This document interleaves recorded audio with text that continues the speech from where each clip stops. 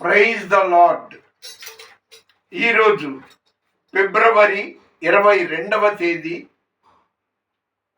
శనివారం, 2025వ సంవత్సరం సాయంకాలం.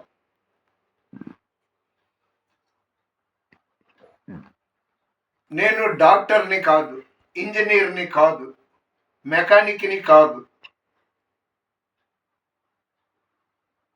లాయర్ని కాదు. అయితే వాటికంటే నా ప్రేరేపణలో మ్యాన్ ఆఫ్ గాడ్. ఎందుకంటే యెషయా 66:14లో యెహోవా హస్తబలము ఆయన యందు బలంగా ఉందంట. యెహోవా హస్తము ఆయన సేవకుల ఎడల బలంగా ఉంటుంది. సరే, ఆయన నా ప్రాణప్రియుడు, నా ప్రాణప్రియుడా, నా యేసు ప్రభువా, నా జీవితం అంకితం నీకే, నా జీవితం అంకితం. నా ప్రాణప్రియుడా, నా యేసు ప్రభువా, నా జీవితం అంకితం నీకే, నా జీవితం అంకితం. నీ సత్యము సమాజములో, నీ నీతిని నా హృదయములో, నీ సత్యము సమాజములో, నీ నీతిని నా హృదయములో దాచియుంచలేను ప్రభు, దాచియుంచలేను ప్రభు. స్తుతియాగముగా నూతన గీతం నే పాడేదా, నే పాడేదా.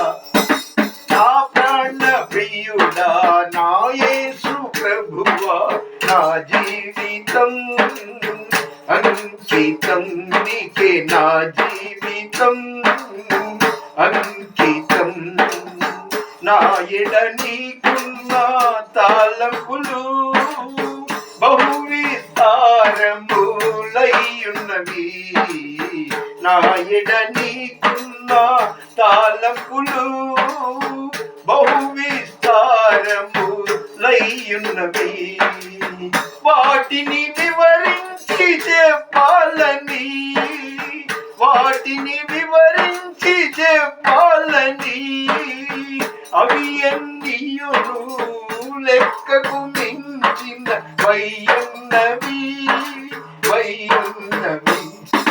నా ప్రాణ ప్రియుడా, నా యేసు ప్రభువా, నా జీవితం అంకితం నీకే, నా జీవితం అంకితం. హల్లెలూయా. మార్కు సువార్త 11వ అధ్యాయం 24వ వచనం అనుకుంటా. అందుచేత మీరు ప్రార్థన చేయనప్పుడు ఏది కోరి ఉన్నారో దేవుని నుండి అవన్నీ జరిగినట్టు, అంటే అవన్నీ ఆయన మనకి ఇచ్చేసినట్టుగా విశ్వసించి ప్రార్థన చేస్తే తప్పకుండా దొరుకుతుందన్నారు.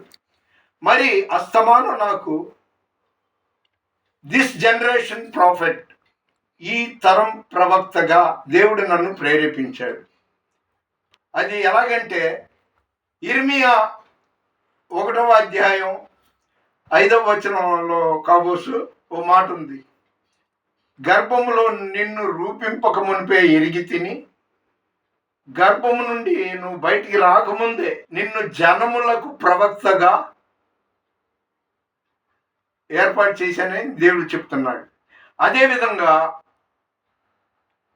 కీర్తన 2వ కీర్తన 8వ వచనంలో నన్ను అడుగుము, జనములను నీకు స్వాస్థ్యముగాను భూమిని దిగంతముల వరకు సొత్తుగాను ఇస్తానని వాగ్దానం చేసిన దేవుడు ఎంతైనా నమ్మదగిన వాడు.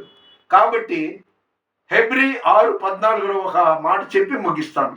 అదేంటంటే నిశ్చయముగా, అంటే పక్కా, గ్యారంటీ, కన్ఫామ్, నిశ్చయముగా నేను నిన్ను ఆశీర్వదించేదను, నిశ్చయముగా నేను నిన్ను విస్తరింపజేతునని దేవాది దేవుడు నాతో మాట్లాడాడు.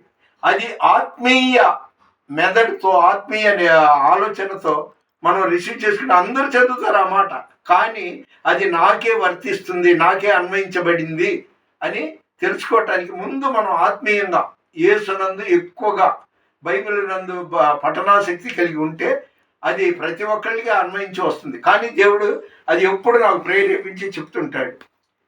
కాబట్టి ఎవరు ఏమనుకున్నా ఒక మాట చెప్పి మళ్ళీ చెప్పింది చెప్తున్నా. 1996లో బ్రదర్ ఏసన్న గారి ద్వారా నేను గుంటూరు జిల్లా ఉండవల్లిలో రక్షణ పొందాను. ఆ తర్వాత all India Christian churches diocese వారి ద్వారా నేను తెనాలి డగ్లస్ చర్చిలో రెవరెండ్ అభిషేకం పొందా. ఆ తర్వాత మళ్ళీ ఒక 2 ఏళ్ల గ్యాప్లో ముదునూరుపాడు స్వస్థతశాలలో బిషప్ అద్దంకి జానయ్య గారు, బిషప్ ప్రతాప్ సిన్హా కుమానపల్లి గారు వారి ఆధ్వర్యంలో రెవరెండ్ అభిషేకం పొందాను. ఎవరు ఏమనుకున్నా నాకు సంబంధం లేదు. ఎందుకంటే చాలామంది అపోహ ఏంటంటే ఇతను పాస్టర్ అయితే చర్చ్ ఏది అనుకుంటారు. 5 రకాలండి దేవునిది. ఎఫెసీ 4:13లో కొందరిని ప్రవక్తలుగా, కొందరిని అపోస్తులుగా, కొందరిని కాపరులుగా, కొందరిని సువార్థికులుగా. అందులో నేను ఒకడిని అన్నమాట. నా పరిచర్య అది. ఇదిగోండి ఈ వాక్యం ఇలాగా ఒంటి మీద అలాగ నన్ను నడిచే సువార్త అని చాలామంది దైవజనులు అంటుంటారు. ఇలాగా 2 రాష్ట్రాల్లో కూడా ఎవరు ఈ వాక్యాల్ని ఎంబ్రాయిడరీ చేయించుకోలేదంటారు. అయితే దైవ సేవకులు నోట నేనే నా సేవకుని మాట రూఢిపరిస్థితిని అన్నారు. కాబట్టి నేను ఎప్పుడు దేవునితో ఉంటా. అయితే జనం అనుకుంటున్నట్టు నేను గంటల తరబడి ప్రార్థన చేయట్లేదు, కానీ కూర్చున్నప్పుడు, నిలబడ్డప్పుడు, నడుస్తున్నప్పుడు మాత్రం ప్రార్థన చేస్తూనే ఉంటాను. దేవుడు నా ప్రయత్నాన్ని సఫలపరుస్తున్నాడు. అప్పటి వరకు నేను ఆయన్ని తలుస్తూ, కొలుస్తూ, ప్రకటిస్తూనే ఉంటాను. దేవుని మాట ఎక్కడ 2-3 నా నామాన కూడి ఉంటారో అక్కడ వారి మధ్యలో నేను ఉంటానని చెప్పిన దేవుడు మన వినికిడిలో ఈ కొన్ని మాటలు దీవించునుగాక. దేవుని పరిచర్యలో మీ Ratnam Francis, man of God. God bless you.